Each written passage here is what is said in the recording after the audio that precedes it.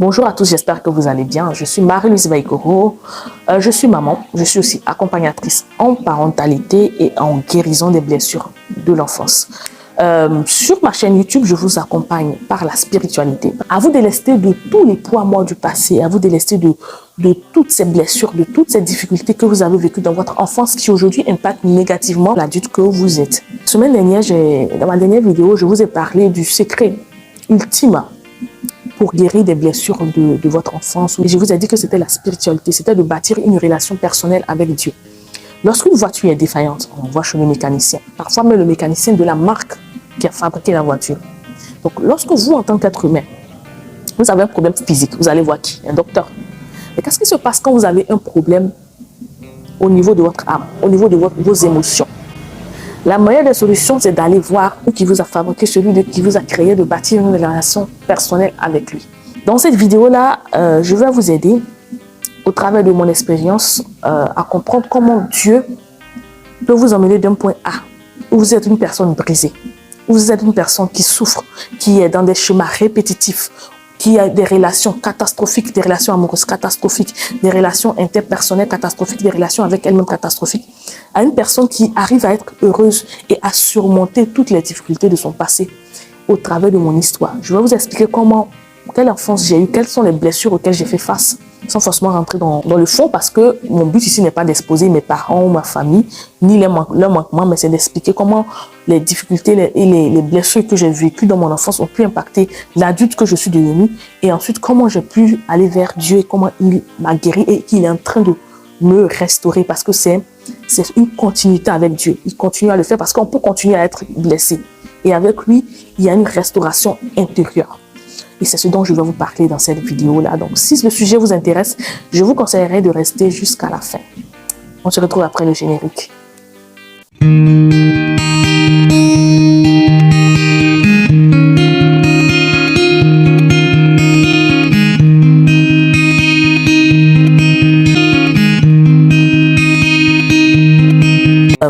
Faut dire que mon enfance a été une enfance où je n'ai manqué de rien financièrement. J'ai toujours vécu dans de grandes maisons, j'ai toujours eu de l'argent à ma disposition, j'ai toujours eu de belles robes, des cadeaux et tout. J'ai vécu même dans 2 villes pendant mon cursus scolaire, disons de la 6e à la terminale, où il fallait marcher des kilomètres pour aller au lycée ou au collège. Mais moi, j'ai toujours eu un chauffeur. Ma mère me prenait des taxis et tout. Donc la maman, elle a grandi dans un environnement où pour elle, il faut prendre soin de son enfant, il faut aller travailler. Donc elle travaillait. Et je n'avais plus accès à elle. Vous comprenez? Et il y a eu plusieurs événements qui se sont passés au point où j'ai vécu des blessures de l'abandon. Par exemple, avec la naissance de mon petit frère, avec le fait que ma maman s'est éloignée carrément quand mon petit frère il est né. Vous savez, dans plusieurs familles, ça se passe comme cela. Lorsqu'il y a un nouvel enfant, l'autre il est relégué au second plan. J'ai vécu des blessures de rejet, l'absence d'un père, et puis j'ai vécu aussi des traumatismes par rapport à la relation entre mes parents. Parce que les traumatismes qu'on peut vivre en tant qu'enfant ne viennent pas forcément des traumatismes envers nous en tant que personne. Ça peut être des traumatismes que les parents ont vécu et on va s'approprier ces traumatismes-là. Donc j'ai vécu ces traumatismes. Donc finalement, j'ai grandi en décidant de nier mes émotions, de tuer toute émotion en moi. Parce que lorsque j'avais des problèmes émotionnels, j'avais des besoins émotionnels, il n'y avait personne. Il n'y avait personne pour répondre à ces besoins-là. Donc comme la maman travaillait beaucoup, elle avait fait venir la famille, les gens autour. Donc l'environnement était toxique, je vous l'ai dit en même temps, toxique. Il y avait 2 choix. Soit vous étiez quelqu'un de faible, c'est comme ça que je percevais les choses. Et on vous marchait là-dessus, on vous critiquait. La maman n'était pas là pour vous défendre, ni le père. Donc les gens vous traitaient comme ils voulaient. Soit vous vous bâtissiez une carapace et vous vous défendiez. C'est ce que je faisais. Je me suis bâti une carapace et je me défendais toute seule. Il n'y avait personne pour le faire. Il n'y avait personne. Face aux critiques, face aux moqueries, face aux brimades, il a fallu que je le fasse toute seule. Donc j'ai grandi en construisant ce mur-là dans le but de me protéger. Je me rappelle que la première fois que j'ai parlé à Dieu, j'avais 12 ans, j'ai dit à Dieu, je n'en peux plus de cette vie-là. Où j'ai l'impression d'être dans une prison dorée, où ma vie n'est pas heureuse, je ne suis pas heureuse. J'ai comme un gros manque au fond de moi. Et c'est là que j'ai fait la première expérience avec Dieu, alors que je n'avais que 12 ans. Je n'allais pas à l'église, c'est pas que j'avais... Non, j'ai parlé à Dieu parce que j'avais besoin qu'on m'écoute. Et Dieu m'a donné la paix à 12 ans. Mais vous savez, quand on n'est pas très régulier dans ce genre de choses-là, après ça, j'ai continué à vivre ma vie. Et mon adolescence a été catastrophique parce que c'était l'une des périodes les plus difficiles de ma vie. Vous savez, à l'adolescence, on se cherche. Et moi, je n'arrivais pas à me trouver. J'étais différente des autres enfants. J'étais renfermée. Et finalement, le mur que j'avais construit autour de moi, là, s'était transformé en prison. Voilà, le mur s'était transformé en prison. Je ne savais pas manifester les émotions. J'avais un problème avec les émotions. Comme je les avais éteintes, je n'arrivais plus à les utiliser. Et là, j'avais une grosse rancœur au fond de moi, aussi bien envers mon père, mais surtout envers ma mère, parce que j'attendais beaucoup plus d'elle. Et j'ai été vraiment à l'adolescence. Je n'étais pas vraiment un enfant qui sortait, non, j'étais beaucoup à la maison, casanière, collée à mes livres et tout, aimant apprendre, mais j'avais un problème personnel avec ma mère. J'avais l'impression qu'elle ne m'aimait pas. Donc je lui ai fait payer tout cela. Vous savez, jusqu'à ce que j'ai ma fille, je n'avais jamais vraiment eu de bonnes relations avec ma mère. Je ne lui parlais pas bien, je ne la supportais pas, je la trouvais faible. Et c'est comme cela que j'ai grandi. Quand je suis arrivée dans la vingtaine, il y avait encore un trou béant dans mon cœur à cause de ce que je n'avais pas eu. Donc j'ai décidé de combler ce vide-là, cette absence-là par le travail, par le fait d'aider les autres et tout. Et j'avais un gros manque de confiance en moi. Et pour combler le tout, j'ai décidé de créer une carapace. J'avais cette carapace de personne forte qui sait ce qu'elle veut dans la vie, qui sait où elle va. Mais dans le fond, c'était non, j'étais en souffrance. J'étais en souffrance et je ne voulais laisser personne voir mes souffrances parce que pour moi, c'était un signe de faiblesse. Donc, d'un point de vue familial, j'avais un problème avec mes deux parents. Je ne supportais pas mon père. Il le sait, c'est pas le mot. Je ne le supportais pas. Je ne le voulais pas dans ma vie. Je ne voulais pas de son autorité. Voilà, il ne l'avait pas fait. C'est pas maintenant qu'il allait le faire. Donc, il y avait un gros mur entre nous comme ça. C'est-à-dire que lui, le mur se sentait. Je ne le supportais pas. Ma mère, je lui en voulais. Donc, j'avais beaucoup de colère en moi. Donc, il suffisait qu'il y ait un petit truc pour que je me mette en colère, pour que je m'énerve. Et je me défendais coûte que coûte, à tout prix. Okay? Et au niveau des personnes, donc de mon entourage, des collègues, j'étais très bonne au boulot.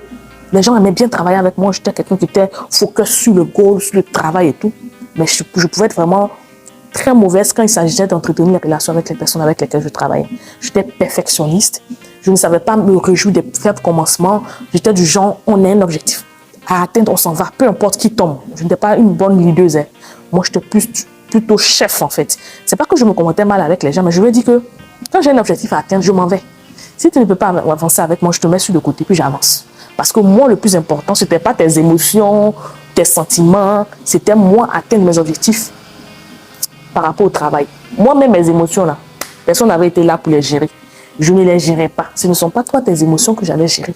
Donc déjà, je n'avais pas de bonnes relations forcément avec surtout les personnes qui étaient vraiment critiques au travail. Pourtant, j'étais très gentille. Vous comprenez? Avec les hommes, ma vie amoureuse était catastrophique. Je n'en avais même pas parce que j'avais une peur de l'engagement. Je ne voulais pas m'engager. J'avais un problème particulier avec les hommes. Je ne les supportais pas. Je ne savais pas à quoi ils servaient, à part faire les bébés. Pour moi, c'était des personnes inutiles. Puisque j'avais une mauvaise image des pères, j'avais une mauvaise image des hommes en général par rapport à ce que j'avais vécu, donc au traumatisme des parents qui avaient réagi sur moi. Donc, j'étais dans un cercle vicieux où je voulais être heureuse, mais je ne pouvais pas. Parce que le mur que j'avais bâti autour de moi pour me protéger était devenu une prison. Parfois même, j'avais tellement bâti ce mur-là qu'il se voyait sur ma personne. Les gens pouvaient me voir et puis trouver que j'étais dure. Je ne savais pas sourire, j'avais l'air d'être quelqu'un d'acariate, alors qu'au fond, je souffrais. Mais quand j'ai eu mon bac, je n'ai pas su comment manifester cette joie. J'ai vu des gens qui criaient, qui étaient heureux. Je voulais être heureuse, je ne savais pas. Je voulais aimer, j'étais indifférente. L'indifférence était mon propre. Je ne savais pas.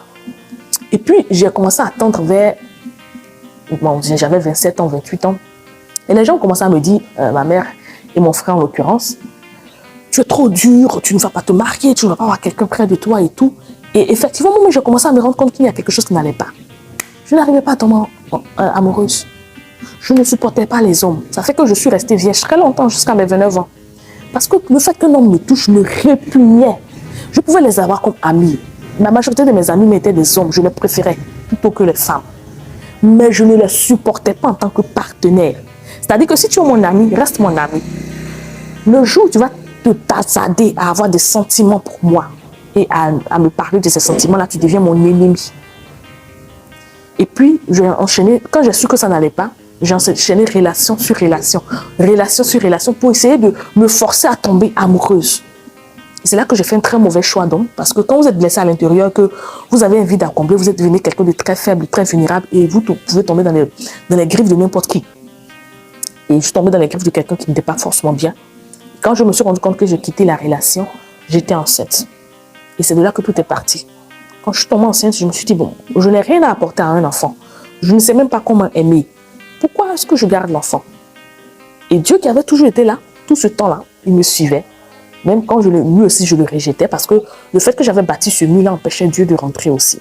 Donc, je le rejetais, il a été là, il m'a dit, tu gardes l'enfant. J'ai gardé l'enfant. Et c'est là que le processus pour ma guérison a réellement commencé. Et là, je vais vous parler maintenant de comment Dieu, en général, vous emmène à guérir. Vous savez, il n'y a pas un schéma type par lequel Dieu passe pour guérir émotionnellement, pour guérir intérieurement ses enfants. Il vous guérit en fonction de l'intimité que vous avez avec lui, en fonction des traumas que vous avez vécus, en fonction de votre personnalité, mais en fonction aussi de votre degré d'obéissance. Est-ce que vous le laissez vous guérir? C'est comme si vous alliez à l'hôpital, vous dites au médecin, je suis malade, je vais guérir. Le médecin vous dit, ok, on fait des analyses, on dit que vous avez le paludisme. Le médecin vous dit, bon, je vais vous prescrire un médicament de paludisme. Vous dites, non, non, non. Médecin, moi, je veux un médicament pour la diarrhée. C'est ce que on fait un peu quand on sent qu'on est mal et qu'on ne veut pas te confier totalement à Dieu, on ne veut pas le laisser nous guider, ça peut prendre plus de temps. Donc, la façon dont Dieu va vous guérir, il va se faire en fonction de tous ces paramètres-là. Néanmoins, il y a un squelette qu'il va utiliser. Dans un premier temps, vous avez déjà une relation personnelle avec Dieu au travers de son Fils Jésus-Christ. Vous l'avez accepté comme Seigneur Sauveur personnel. Il va vous permettre de vous rendre compte que vous avez un problème. Parce que parfois, on a des blessures, on a des problèmes, on a des choses qui se passent dans nos vies. On se demande, mais ça vient d'où? Non, ce sont les esprits. Non, ce sont les sorciers. Non, ce sont les schémas familiaux. Alors que parfois, ce n'est pas ça. Hein. C'est la blessure que vous avez vécue là, qui est en train de saccager votre vie. Donc, Dieu vous fait prendre conscience de cette blessure-là. Il y a des cas aussi où vous n'avez pas Dieu dans votre vie et que vous prenez conscience qu'il y a quelque chose qui ne va pas, que vous devez guérir de vos blessures. En ce moment-là, vous devez vous rapprocher de Dieu.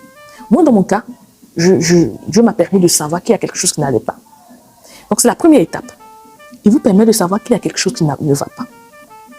La deuxième étape, c'est que Dieu va vous confronter, vous permettre de vous confronter à ce que vous avez vécu.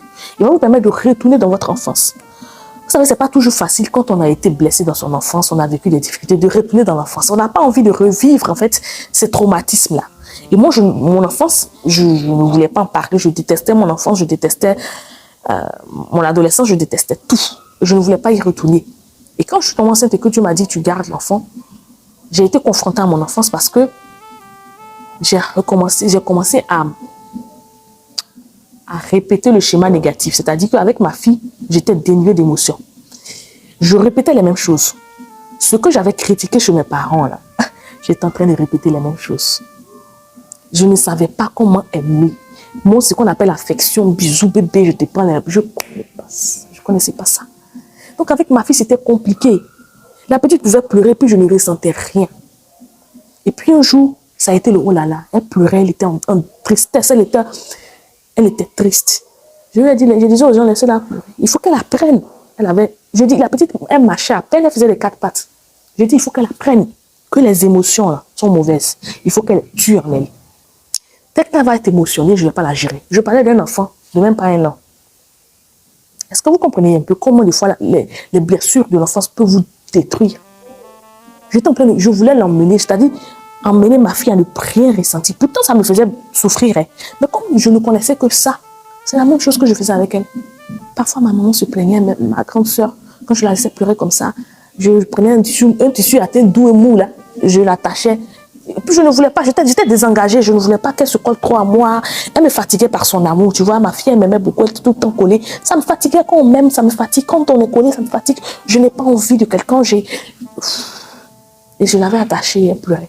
Et quand j'ai fini ce jour-là, Dieu m'a dit, tu vois, je suis en train de répéter le même schéma. Si tu ne fais pas attention, ce que tu as vécu là, ton enfant va vivre. Est-ce que tu veux que ton enfant vive la même chose que toi? J'ai dit non. Il dit, ok, tant tu retournes dans ton enfance. C'est là que je suis retournée dans mon enfance. que j'ai pu faire face à ce que j'ai vécu et que j'ai pris la résolution de ne plus être une victime, mais d'être une survivante. Oui, j'avais vécu ces difficultés-là, mais est-ce que ça allait gâcher ma vie? Est-ce que toute ma vie, j'allais être une victime là, à pleurer, oh, j'ai vécu ceci ou cela? Non, ce n'était pas facile. Mais j'ai pris la décision de guérir parce que je ne voulais pas que mon enfant souffre de la même chose. En deux, Dieu m'a permis de me réconcilier avec mes parents en les comprenant. J'ai vu que la façon dont ils s'étaient comportés là, il a fait parce que c'est la seule chose aussi qu'il connaissait. Quand tu as une maman, quand t'a dit qu'il faut apporter de l'argent à ton enfant, tu n'apportes que de l'argent. Toi-même, tu n'as pas reçu d'amour, disons de tout ce qui est émotionnel, tout ce qui est, tu vois, affection, tu ne l'as pas reçu. Donc, tu ne peux pas le donner à tes enfants. Par contre, elle avait son père et sa mère qui se sont battus financièrement pour elle. Donc, c'est ce qu'elle nous a donné. Donc, j'ai commencé à être plus tolérante avec mes parents, à mieux les comprendre, à être moins dans le jugement. Et c'est en étant moins dans le jugement avec mes parents que moi, j'ai commencé à guérir.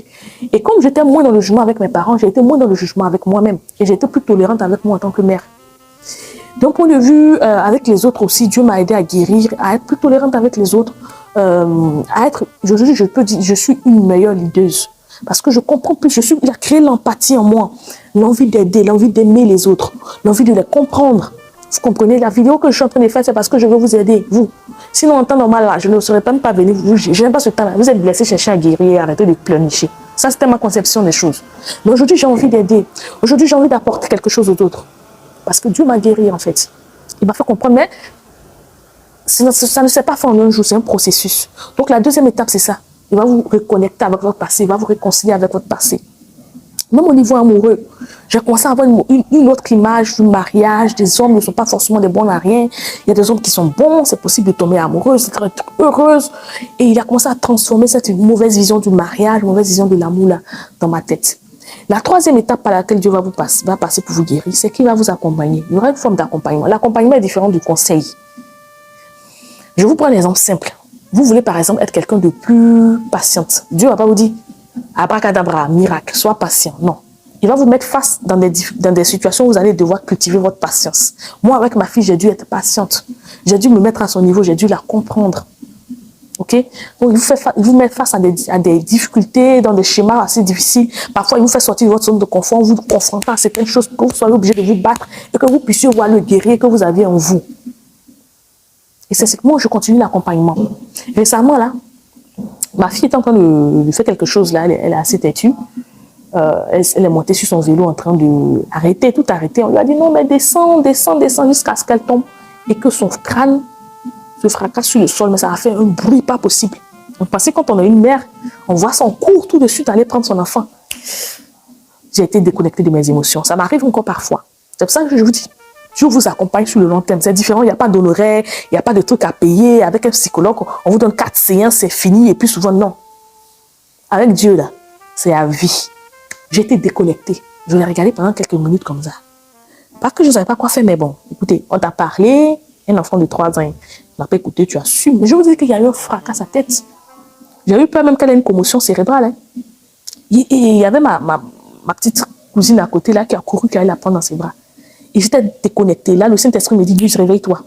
Ta fille a besoin de toi. Va la prendre dans tes bras. Et là, je vais prendre. Parfois, j'ai des comportements qui ne sont pas forcément bien, que ce soit avec les autres, que ce soit avec mes parents, que ce soit avec ma fille. Il me rappelle à l'ordre, ne fais pas ça. Si tu te comportes de cette façon-là, la petite va grandir en pensant que lorsqu'elle fait des erreurs, elle ne peut pas venir vers toi. Il faut que tu aimes ta fille de façon inconditionnelle. Et même par rapport à moi, parfois quand je manque de confiance en moi, je me dis, non, je ne suis pas capable d'atteindre ceci ou cela. Il me dit, ce n'est pas par ta force, ce n'est pas par ta puissance, c'est par mon esprit. Vas-y, sors de ta zone de confort. L'accompagnement de Dieu est spécial. L'accompagnement de Dieu est ta vie. Et il est rempli d'amour, d'amour inconditionnel. Il vous aime tellement que vous n'avez d'autre choix que de guérir. Vous n'avez d'autre choix que d'avoir confiance en vous. Tout l'amour que vous n'avez pas pu avoir avec vos parents, avec les personnes autour de vous, vous l'avez avec Dieu. Avec Dieu, il n'y a pas de relation toxique. J'espère que vous avez pu comprendre un peu comment mes blessures de l'enfance là ont pu impacter l'adulte que je suis devenue. Et comment Dieu m'a guéri petit à petit. Et il est toujours en train de le faire. Il est toujours en train de le faire. Je ne suis pas la meilleure des personnes sur terre. Mais je sais que tous ceux qui mourront dans leur vie, ou qui mourront dans leur vie, ont la chance de m'avoir. Ça, c'est sûr. Parfois, ce sont des personnes qui ne sont même pas des amis, qui me disent que Dieu te bénisse pour ce que tu m'apportes. Pourquoi? Parce que je suis une source de bénédiction pour les autres. Pourquoi? Parce que Dieu a été une source de bénédiction pour moi. Et à la base, c'était ce que je devais être. Mais les blessures que j'ai vécues ont failli détruire l'appel, détruire la destinée prophétique, la raison pour laquelle je suis sur terre, qui est celle d'aider les autres. Dans les prochaines vidéos, je vais vous aider de façon pratique à guérir de vos blessures en vous délestant de la colère, de l'envie, du manque de confiance en vous, de la masturbation, de toutes ces choses de la dépendance affective là, qui viennent un temps soit peu combler le vide que vous avez en vous, mais qui vous font plus de mal que de bien. Je vous remercie en tout cas d'avoir suivi cette vidéo là. Et je vous donne rendez-vous pour une prochaine vidéo. Sur Dieu, que Dieu vous garde. Merci.